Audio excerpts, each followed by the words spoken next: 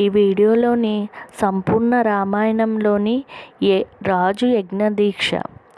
దశరథ మహారాజు వశిష్ఠునకు నమస్కరించి సంతానం కొరకు అశ్వమేధ యాగం చేయింపమని ప్రార్థించగా, ఎట్టి విఘ్నములు లోపము జరగకుండగా చూచుభారం మీదేయని వేడుకొనగా, అట్లే అని వశిష్ఠుడు అంగీకరించును.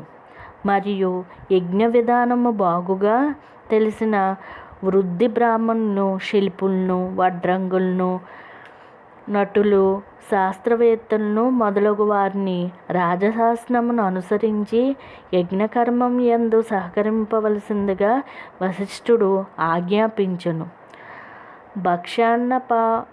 పానములకు విస్తృతమైన ఏర్పాట్లు జరిగినవి.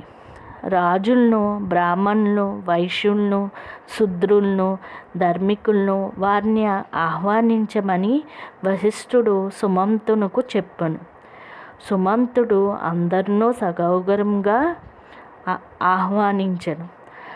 రాజు అందరూ అనేక రత్నములు కానుకగా తెచ్చి సమర్పించిరి. పిమ్మట యజ్ఞశాల అని దాన్ని పరిసర ప్రాంతములను చక్కగా తయారు చేసి దశరథుడు ఆ ప్రదేశమంతయు చూడవలసిందిగా వశిష్ఠుడు పలికెను. వశిష్ఠుడు ఋషిశృంగుణ్ణి చెప్పుట వలన రాజు శుభనక్షత్రంతో కూడిన దినమునందు ఆ ప్రదేశమును చూచుటకు బయలుదేరెను. తదుపరి ఋషిశృంగుడు ముందుంచుకుని వశిష్ఠుడు మొదలగు బ్రాహ్మణులందరూ యజ్ఞమును ఆరంభించిరి. శ్రీమంతుడైన మహారాజు భార్యలతో సహా యజ్ఞదీక్ష వహించెను. సంవత్సర కాలం పూర్తి అయిన పిమ్మట గుర్రము తిరిగి వచ్చెను. సరియూ నది ఉత్తర తీరమున యజ్ఞము ఆరంభించిరి. బ్రాహ్మణులు ఋషిశృంగును ముందుంచుకుని యజ్ఞమును ఆరంభించిరి. ఆ యజ్ఞమును ఇంద్రాది దేవతలను ఆహ్వానించిరి. ఋషిశృంగుడు మొదలగిన వారు మంత్రులతో, మధురగానములతో దేవతలను ఆహ్వానించిరి. హోమము చేయువారు దేవతలు ఆహ్వానించిరి. ఆ యాగదినములలో ఆకలితో బాధపడుచున్నవారు గాని, అలసిపోయినవాడు గాని లేడు.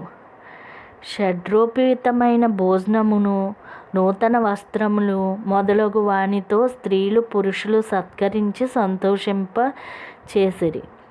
21 ఉపస్తంభములను వస్త్రములతో అలంకరించబడినవి. రాజు యజ్ఞ దీక్షగా హోతకు తూర్పు దిక్కును, అధ్వర్యునుకు పడమర దిక్కును, బ్రహ్మకు దక్షిణ దిక్కును, ఉద్గతకు ఉత్తర దిక్కును ఇచ్చెను.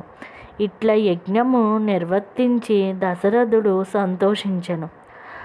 బాగుగా సత్కరింపబడినని సంతోషించుచున్న బ్రాహ్మణులు ఆశీర్వదలు పొందిన పిమ్మట వంశాభివృద్ధి కొరకు కర్మ నిర్వర్తించవలసిందిగా రాజు ఋషిశృంగునకు కోరగా, బ్రాహ్మణోత్తముడైన ఋషిశృంగుడు, రాజా, మీ వంశాభివృద్ధి నొందించు 4 పుత్రులు నీకు జన్మింతురని చెప్పగా, ఆ మధురమైన వాకు విని యమునకు నమస్కరించి మహారాజా మహానంద సముద్రమున నోనలాడుచుండెను.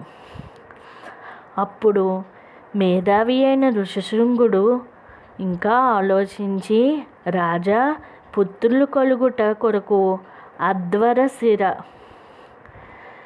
ప్రోక్త మంత్రములతో యాగము చేసేదనని పలికి అగ్నిలో హోమం చేసెను. ఆ యజ్ఞములో భాగంగా స్వీకరించుటకు దేవతలు, గాంధర్వులు, సిద్ధులు గుమ్ముకూడిరి. బ్రహ్మాది దేవతలందరూ రావణ సంహారం నర్దింపగా, విష్ణువు యుద్ధంలో రావణ్ణు చంపి మీకు క్షేమం కలుగజేయుదనని అభయమిచ్చను. మరియు దశరథుని తన తండ్రిగా చేసుకొనగోరిన వాడే అంతర్ధానమైను. అటు పిమ్మట అగ్నికుండము నుండి గొప్ప తేజస్సు కలిగినట్టి గొప్ప బలప్రకారములు కలిగినట్టియు ఎర్రని వస్త్రములు ధరించి ఎర్రని ముఖము కలిగి గాంధర్వధ్వని కలిగి శుభలక్షణములు కలిగి దివ్యాభరణములు ధరించి యొక్క దైవము దివ్యమైన పాయసములతో నిండియున్న బంగారు పాత్రములు చేత పట్టుకుని దశరథుని చూసి ఇట్లు పలికెను. రాజా, నేను ప్రజాపత్య పురుషుడును అనగా రాజు దోసిల్లు ఎక్కి, మహాత్మా, నీకు స్వాగతము. నీకు ఏం పని నేను చేసి పెట్టవలను అనగా, నీవు దేవతల నరించి నందుకు నీకు పాయస పాత్ర లభించినది. దీనిని భార్యలకిచ్చి భుజింపడమని చెప్పను. ఆ భార్యలందరూ నీకు పుత్రులు కలుగుదరని అనగా నమస్కరించి దశరథుడు పాత్రను గ్రహించి దరిద్రుడు ధనరాశిని పొందినట్లా ఆనందించుచుండగానే అదైనా మంతరార్థమును చెందెను. చంద్రకిరణములచే ఆకాశము వలె సంతోష కాంతులతో దశరథుని అంతఃపురమును విరజిల్లెను. దశరథుడు అంతఃపురంలో ప్రవేశించి కౌసల్యతో పుత్రులనిచ్చు ఈ పాయసమును గ్రహించమని పలికి ఆమెకు సగ పాయసము ఇచ్చెను. సుమిత్రకు సగంలో సగం ఇచ్చెను. మిగిలిన దానిలో సగం కైకేయికి ఇవ్వగా మిగిలినది మరలా సుమిత్రకే ఇచ్చెను. ఆ రాణులు మువ్వురును పాయసము స్వీకరించి భర్తచే గౌరవింపబడినట్లు మహానానందం నొందరి. ఆ పాయసమును తినిన వెంటనే ఆ రాణులు గర్భవతులై రాజు గర్భవతులైన భార్యలను చూసి కోరికను తీరిన వాడే స్వర్గంలో దేవతలు సిద్ధులు ఋషులు పూజించుచుండగా దేవేంద్రుడు ఎట్లా సంతోషించునో అట్లే ఆనందించును. మహాత్ముడగు దశరథునకు శ్రీ మహావిష్ణు కుమారుడుచుండగా బ్రహ్మదేవుడు అతనికి సహాయముగా బలవంతులు కామరువులు మాయవులు సురులు విష్ణువుతో సమాన పరాక్రములు గలవారిని యక్షకిన్నర గాంధర్వ విద్య దారాది దేవరాంగులందు పుట్టింపుడు.